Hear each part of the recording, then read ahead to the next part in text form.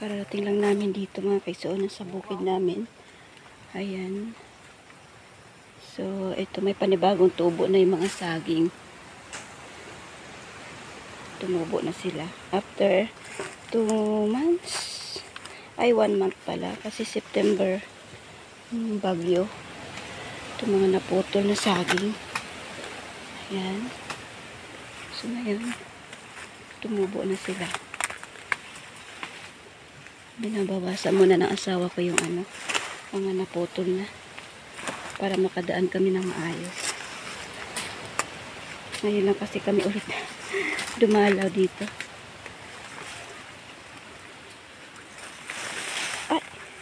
Ay nanay. Yan.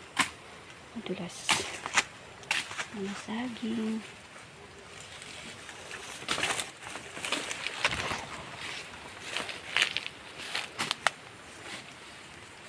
Bumagsak siya. Lahat bumagsak yung mga dating saging ng tumubo. Ayan, panibago na naman sila. Panibagong buong tubo. Sayang saging.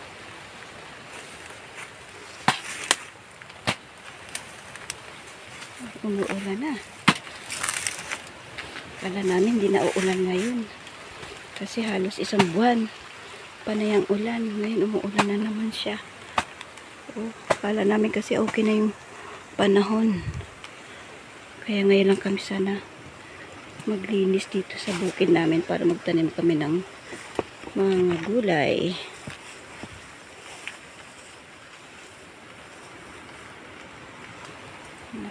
Pababa pa kami. Punta pa kami dun sa baba. Madulas nga lang ang pababa. Yan ang aming bukid.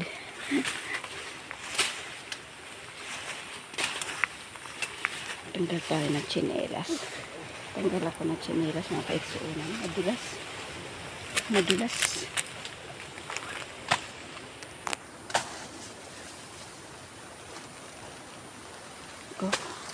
Umuulan na doon sa ibang doon sa malayo. Pero papunta na dito ang ulan. Okay, mga kaisuunan. Bababa kami. Okay, ito yung aming gagardinin mga kaisuunan. Linisin muna namin. Ayan, mga nagsibagsakan kasi mga saging. Ayan. So, ito yung gamit ko. Karet.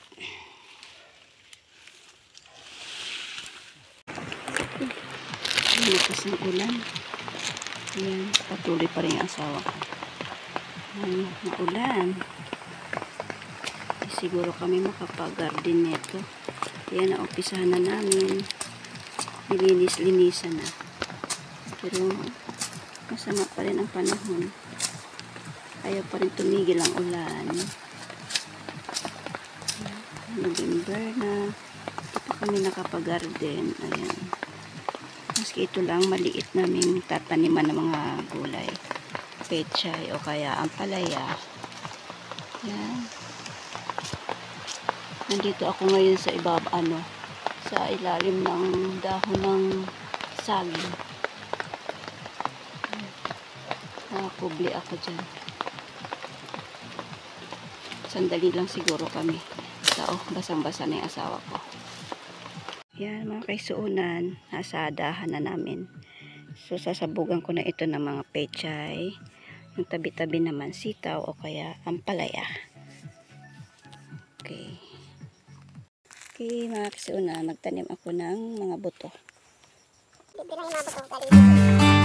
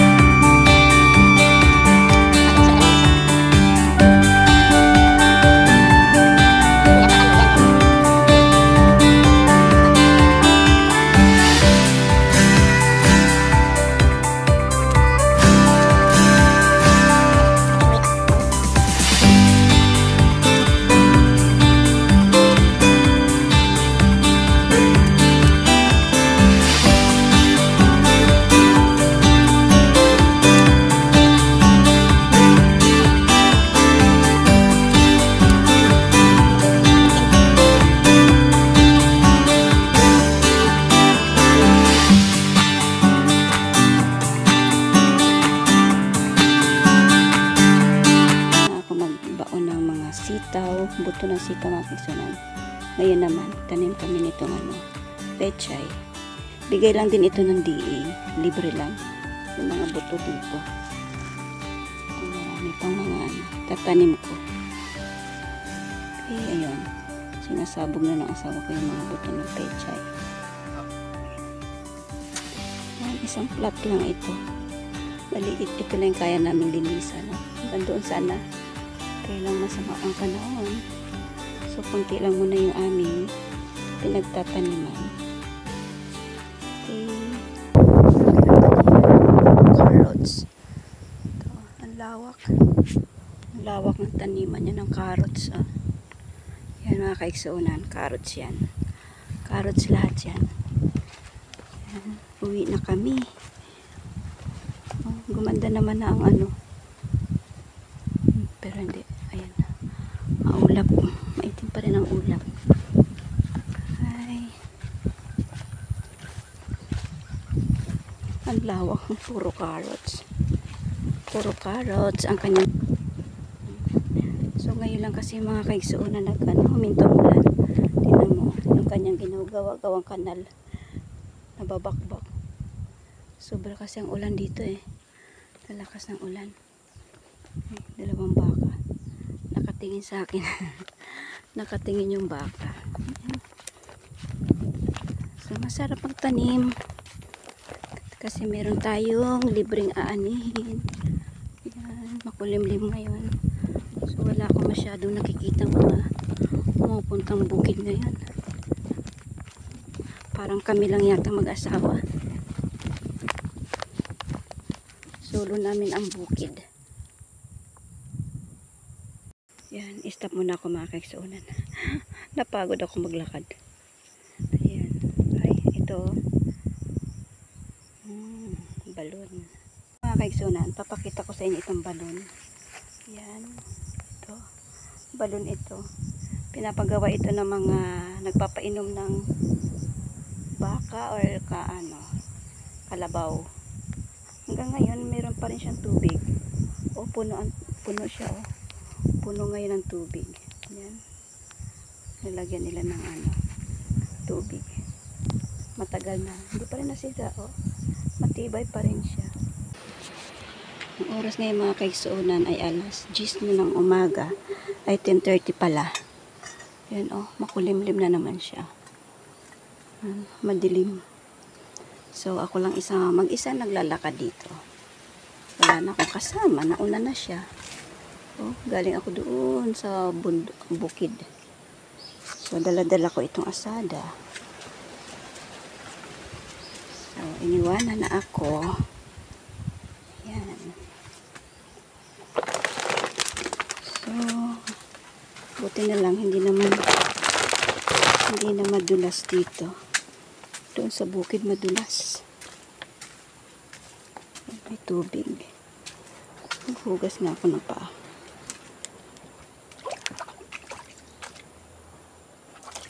Malinis naman to. Galing naman sa ulan.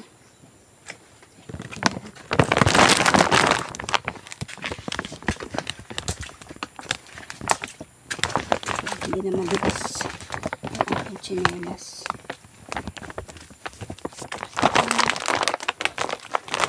Ito mga kaigsuunan, sabi ng mga matatanda or biyanan ko, ito daw ay pinagawa pa ng mga hapon. So ang gumagawa din dito yung mga ibatan. Ito mga bato na ito galing pa to sa tabing dagat, dinala dito. Hindi lang dito sa floor, pati mga dingding na puro bato yan. Yan, puro bato. So hanggang ngayon, matibay pa rin siya. Habang tumatagal kasi yung bato, kumikinis siya habang pinadaanan siya ng So ngayon naman, lakad lang. So hindi siya nasisira. Matitibay na bato. Buhay. So napapakinabangan pa rin sa ngayon itong na ito. Creek. Yan, hanggang doon pa sa dulo. Ayan, wala pa rin akong kasunod. Okay. Kaliwat kanan. Maganda dito dumaan, lalo na pag panahon ng tag-init. Malilim. Namimintin pa rin itong daanan namin dito na malinis. Hindi kasi dito masyadong dinadaanan ng tubig. Hindi ko lang alam bakit kaya pinapagawa ito ng mga Hapon sa mga ibatan din. Oh, mahaba ito mula dyan hanggang doon sa likod ko. Ano? Oh, nasa gitna na ako. Yan. Ang ganda, diba? Ang ganda niya. Hindi mahirap dumaan dito. Yan na. Palabas na ako. Malapit na akong palabas.